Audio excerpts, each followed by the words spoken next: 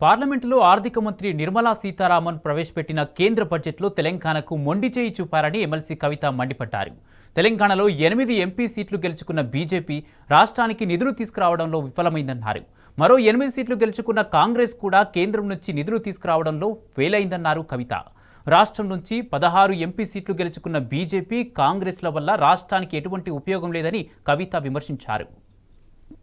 కానీ at the same time దేశంలో ఉన్నటువంటి మనుషుల లెక్కెంతో కూడా తెలిస్తేనే వాళ్ళకి పథకాలు ఇచ్చేటటువంటి ఆస్కారం ఉంటుంది. ఆ విషయాన్ని కేంద్ర ప్రభుత్వం గత 10 సంవత్సరాలుగా విస్మరించడం అనేది దారుణం. ఈ బీజేపీ ప్రభుత్వం అధికారంలోకి వచ్చినప్పటి నుండి ఇప్పటి వరకు కనీసం జనాభా లెక్కలు చేపట్టకపోవడం అన్నది నిజానికి కూడా మనందరికీ చాలా సిగ్గుపడాల్సినటువంటి విషయం. మధ్యలో కరోనా లాంటి మహమ్మారిలు వచ్చిన తర్వాత కూడా జనాభా లెక్కలు చేయకపోవడం, దానికి అనుగుణంగా అనేక కార్యక్రమాలను ఎట్లా డిజైన్ చేసుకోవాలో వాటి మీద ప్రభుత్వం ఆలోచించకపోవడం నిజంగా దారుణం. మరి ఇప్పుడు పర్టికులర్గా ఈ బడ్జెట్ గురించి మనం ఆలోచించినట్టయితే ఈ బడ్జెట్లో దేశంలో అత్యంత పేదవాళ్ళు అని చెప్పేవాళ్ళు ఎన్ఆర్ఈజీఎస్లో పనికి కూలీ పథకానికి వెళ్ళేటటువంటి లేబర్స్ ఉంటారు. మరి వారికి కొంత ఎక్కువ డబ్బు పెట్టాల్సి ఉండే, వారికి సేమ్ అమౌంట్ ఆఫ్ మనీ గత 4 సంవత్సరాలుగా సేమ్ బడ్జెట్ పెడతా ఉన్నారు. వాళ్ళకి కొంచెం కూడా ఇంక్రిమెంట్ లేకుండా, అంటే అత్యంత పేదవారి పట్ల ఈ ప్రభుత్వానికి చిత్తశుద్ధి లేదన్నటువంటి విషయం తెలుస్తుంది. అట్లానే పేదవాళ్ళు చాలా మంది రైల్స్ వాడతారు, ట్రైన్స్ వాడతారు. ఆ ట్రైన్స్కి సంబంధించి ఎక్కడ కూడా స్పెసిఫిక్గా ఇంప్రూవ్మెంట్స్ కానీ మెన్షన్ కానీ చేయకపోవడం పేద ప్రజల పట్ల భారతీయ జనతా పార్టీ గవర్నమెంట్కి సింపతి లేదు, ఒక ఆలోచన లేదనేటటువంటి విషయం తెలుస్తూ ఉంది. అట్లానే మనకు ఇంతవరకు బ్రిటిష్ వాళ్ళు కూడా హ్యాండ్లూమ్ వస్త్రాల మీద, చేనేత వస్త్రాల మీద ట్యాక్స్ వేయలేదు. ఈ ప్రభుత్వం ట్యాక్స్ వేసింది. దేశవ్యాప్తంగా ఉద్యమాలు జరిగినాయి చేనేత మీద వేసినటువంటి ట్యాక్స్ రిమూవ్ చేయాలని, దాన్ని రిమూవ్ చేయకపోవడం కూడా చాలా దారుణం. ఇక రైతులకు సంబంధించి అయితే ఎక్కడ ఊసే లేదు, రైతులకు సంబంధించి కనీస మద్దతు ధరకు సంబంధించి ఎక్కడ ఊసే లేదు.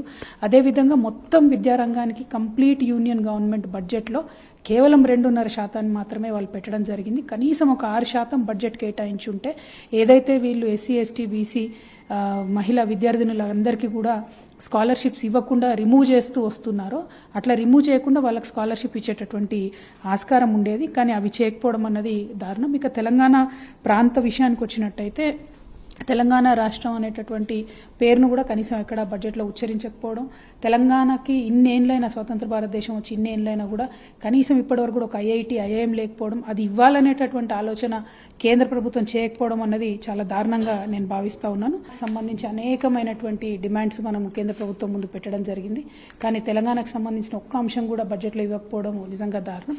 ఐఐటి కానీ ఐఐఎం కానీ ప్రాజెక్టులకు జాతీయ హోదాలు కానీ, మనం అడిగినటువంటి సమ్మక్క సారక్క లాంటి పండుగలకు జాతీయ హోదాలు కానీ ఏవి కానీ ఇవ్వకపోవడం అన్నది నిజంగా తెలంగాణ పట్ల కన్సర్న్ రేగపోవడం అనేటటువంటి విషయం తెలుస్తూ ఉంది. అట్ ద సేమ్ టైం దాదాపుగా 1,50,000 కోట్ల రూపాయలను ఇంట్రెస్ట్ ఫ్రీ లోన్స్ స్టేట్స్కి ఇస్తామని చెప్తుంది.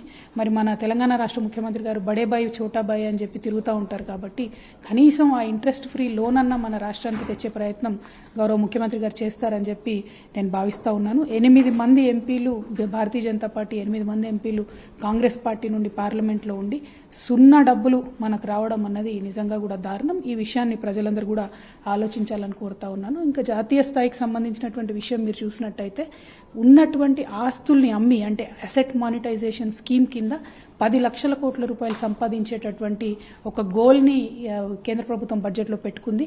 అంటే ఇదివరకటి ఆస్తుల్ని అమ్మేటటువంటి ఉద్దేశం తప్పితే కొత్తగా ఆస్తుల్ని క్రియేట్ చేసేటటువంటి పనులు కానీ, కొత్త సంస్థలను పెట్టేటటువంటి పనులు కానీ భారతీయ జనతా పార్టీ చేయకపోవడం అన్న దారుణం. అట్లానే వైజాగ్ హుక్ కూడా మీరు చూసినట్టయితే అది చాలా పాత సంస్థ, దానికి కూడా అప్పులాగా ఇచ్చారు. కానీ ఒక గ్రాంట్ ఇచ్చి దాన్ని ఇంప్రూవ్ చేసినట్టయితే యావత్ దేశానికి కూడా ఉపయోగపడేటటువంటి అటువంటి సంస్థల్ని కాపాడుకోవాలి. ఇవేవి చేయకపోవడం కూడా నిజంగా దారుణం.